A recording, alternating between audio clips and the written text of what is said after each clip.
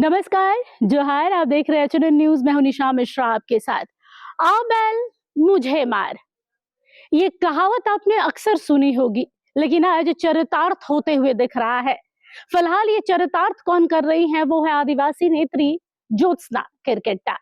ज्योत्सना बेबाक है, जुझारू हैं, अपनी बातों को खुलकर रखती हैं जनता के सामने, इसीलिए उनकी फैन फॉलोइंग भी अच्छी खासी है। सोशल मीडिया पर चाहे उनके फॉलोअर्स की बात करें, यूट्यूब पर उनके सब्सक्राइबर्स की बात करें, अच्छा खासा एक वर्ग उन्हें सपोर्ट करता है। लेकिन कई बार उनके वक्तव्यों में कुछ ऐसी बातें होती हैं जिससे वो काफी ट्रोल भी होती रही हैं, चाहे वो कुर्मियों को एसटी में शामिल करने का मुद्दा रहा हो, रेल टेका रहा हो, या फिर जेल कैंप सुप्रीमो जयराम महतो रहे हों। उन्हें लेकर कुछ ना कुछ ऐसी बातें वो बोल जाती हैं कि जिसके बाद एक पक्ष जहां उन्हें सपोर्ट करता है तो दूसरा पक्ष उन पर हावी हो जाता है, ये कहकर कि भाई बोलने की एक मर्यादा होती है।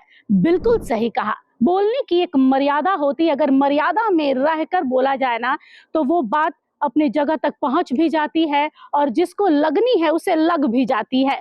हालांकि मेरा भी कुछ बोला हुआ बहुतों को चुभता है, और मुझे सच पूछिए तो ज्यादा बोलने से अच्छा है कि अपने काम से प्रूफ कर दो कि भाई आप अपने दायरे में रहिए, हमारे तक ना ही पहुंचिए। फिलहाल बात करते हैं ज्योत्सना किरकिट्टा के ऊपर। ज्योत्सना किरकिट्टा ने एक अच्छे खासे जाने माने मीडिया हाउस के कॉन्क्लेव में पहुंची थी। सब कुछ अच्छा चल रहा था। ज्योत्सना के साथ उस मंच पर कई जाने माने चेहरे थे। उस कार्यक्रम में जयराम महतो आए थे, तीरथनाथ महतो थे वहां पर, लोकतंत्र 19 के, और इसके अलावा और भी कई लोग वहां बैठे हुए थे। और ज्योत्सना से बातचीत चल रही थी झारखंड को लेकर, आदिवासियत को लेकर, आदिवासियों की जीवन शैली कैसी होनी चाहिए, उनका योगदान कैसा रहा है, और बहुत कुछ। यहाँ पर कुर्मियों को लेकर एसटी में शामिल करने का मुद्दा रहा। जयराम से उन्होंने हाथ भी मिलाया, जिसके बाद फिर से उन्हें ट्रोल होना पड़ा है। तो ये सब मुद्दा अलग रहा है, लेकिन अंत में कॉन्क्लेव के इस पूरे प्रोग्राम के खत्म होते होते में ज्योत्सना किरकिट्टा ने गुरु द्रोणाचार्य को लेकर एक ऐसे अमर्यादित शब्द का इस्तेमाल कर दिया कि लोग उस पूरी कॉन्क्लेव में हुई बाकी चीजों को शायद दरकिनार भी कर दे, भूल भी जाएं, लेकिन ज्योत्सना का वो अमर्यादित शब्द लोग अपने जहन से निकालने को तैयार नहीं है।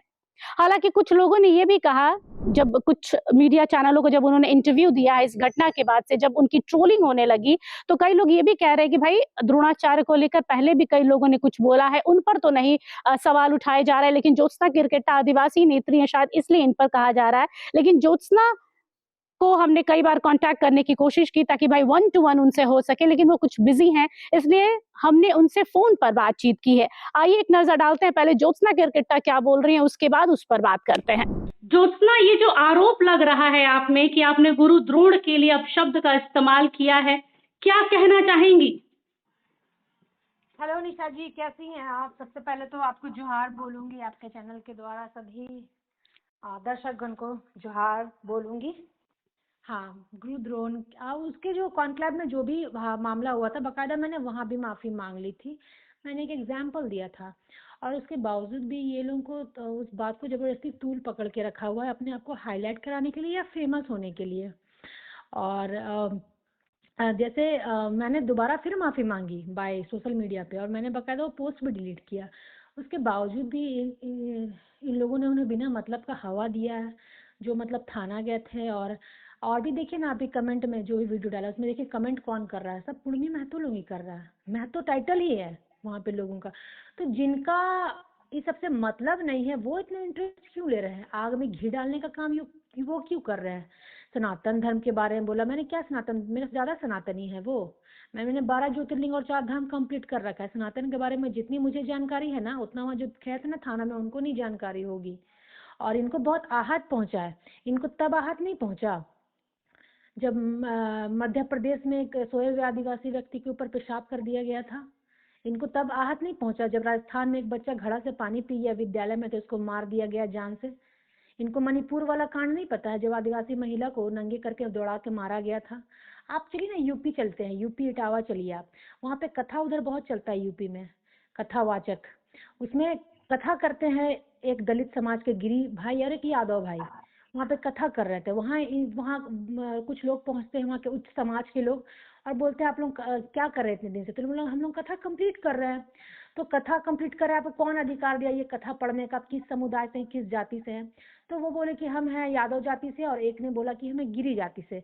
बकायदा उनके जाति को लेके उन्हें मारा गया कि आप कथा कैसे पढ़ लिए और उनका शुद्धिकरण कैसे हो। तो एक महिला के मूत्र के छिड़काव उनके ऊपर किया गया उनके शुद्धिकरण के लिए। तो ये स्थिति है अभी भी, और ये मानसिकता है अभी भी, जातिगत गया नहीं है।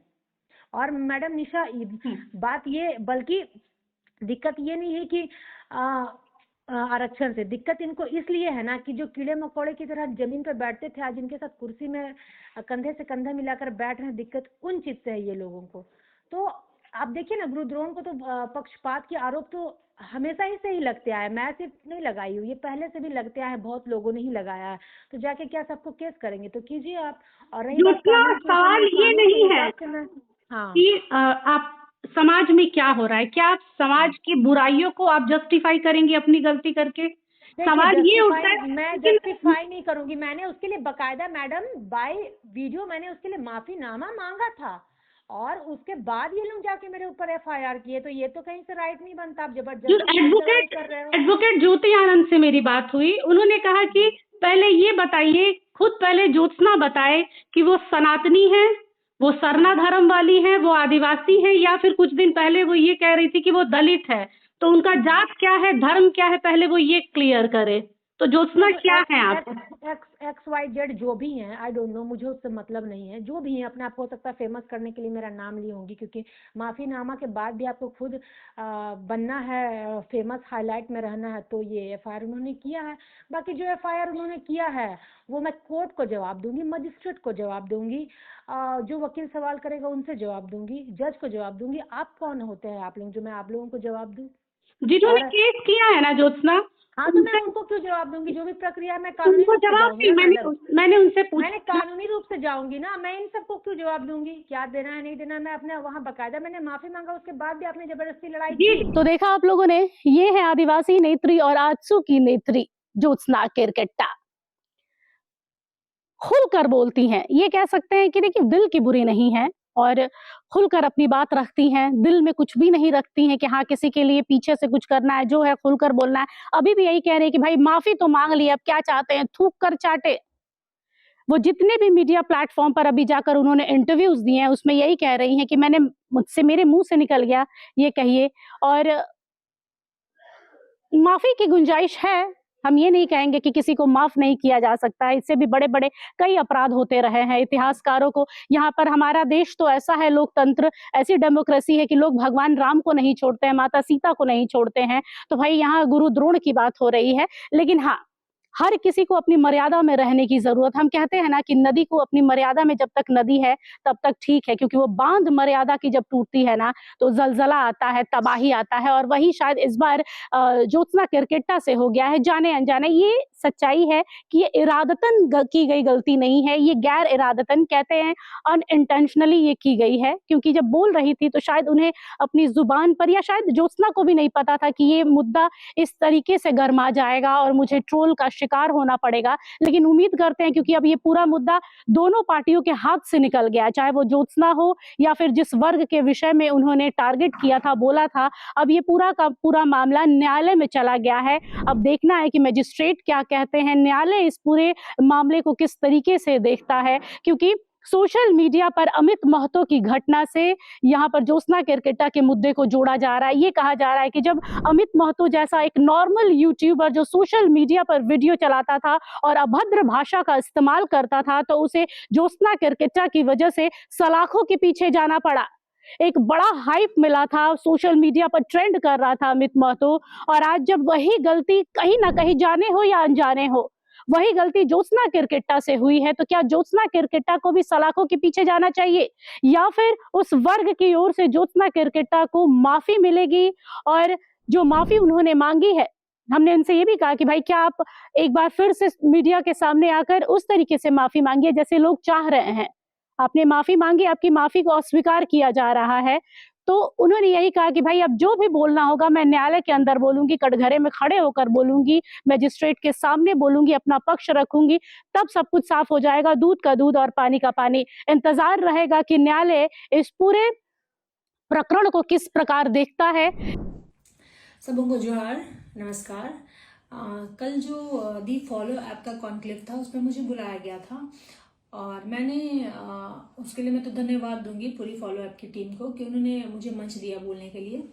लेकिन बोलने के दौरान अंत में मैंने कुछ ऐसा बोल दिया जिसमें हमारे कुछ समाज के भाइयों को आहत पहुंचाया, उसके लिए मैं माफ़ी चाहती हूँ। उससे बहुतों ने उस बात पर समर्थन भी दिया और मेरे कुछ भाइयों ने उनका विरोध भी किया, और विरोध इसलिए किया क्योंकि मैंने सिर्फ गुरु द्रोणाचार्य का नाम लिया, इसलिए उस बात पे विरोध किया क्योंकि आपने द्रोणाचार्य का नाम क्यों लिया। मैं माफ़ी मांगती हूँ उसके लिए क्योंकि मैंने द्रोणाचार्य का नाम लिया।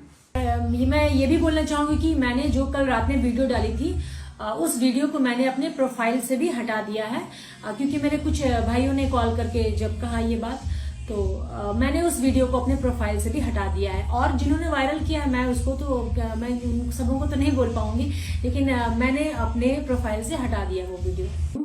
लेकिन मैंने लोगों के लिए बोलने का मतलब था मेरा कि जो भी समाज और धर्म और जाति के नाम पे लोगों को नीचा दिखाते हैं, नीच जाति बोलते हैं या तुच्छ मानते हैं, मैंने उसके लिए कहा था। क्योंकि आप किसी को कंपटीशन में बैठाओगे नहीं तो आप कैसे किसी दूसरे को सर्वश्रेष्ठ घोषित कर सकते हो। आप कंपटीशन में बैठ के एग्जाम लो, उसके बाद आप दूसरों को सर्वश्रेष्ठ घोषित कीजिए। तो उस दौरान मैं इसलिए माफ़ी मांग रही हूँ क्योंकि मैंने गुरु द्रोणाचार्य का नाम लिया, मैं उसके लिए मैं माफ़ी मांगती हूँ। और उस द्रोणाचार्य जी के नाम से जिनको भी तकलीफ हुई है उनके लिए मैं माफ़ी मांग रही हूँ। लेकिन मैं उस वर्ड के लिए मेरा बोलने का मतलब वो नहीं था, लेकिन एक उनके जगह पे कोई और भी हो सकता है, लेकिन मैंने गुरु द्रोणाचार्य का नाम लिया, उसके लिए मैं क्षमा प्राप्ति हूँ।